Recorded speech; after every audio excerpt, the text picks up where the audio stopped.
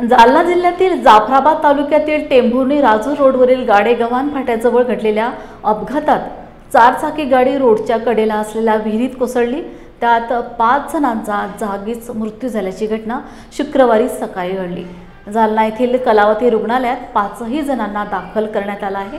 ही घटना शुक्रवारी सकाळी 5 वाजेदरम्यान घडली असून पोलिसांनी घटनास्थळी धाव घेतली। मात्र विहिरीची खोली जवळपास 70 फूट असून पाणी पातळी 60 फुटापर्यंत असल्याने अग्निशमन दल व एनडीआरएफ टीम बोलवण्यात आली असून गाडी बाहेर काढण्याचे शर्थीचे प्रयत्न करून बऱ्याच वेळानंतर 5ही जणांचे मृतदेह विहिरीतून वर काढण्यात यश आले आहे। इथे टेंभुर्णी पोलीस स्टेशनचे हद्दी गावचे जवळ ते हायवे होता, तिकडे एक स्पीडमध्ये कार येत होती I-20। त्यांनी एक सडकवर माणूसला धडक दिली, त्यानंतर आउट ऑफ कंट्रोल होऊन तो विहिरीमध्ये पडली गाडी। त्या गाडीमध्ये 5 लोक होते, 3 पुरुष 2 महिला। ते 5ही मयत झाले। त्यांचा रेस्क्यू ऑपरेशन करून बॉडी काढलेली आहे।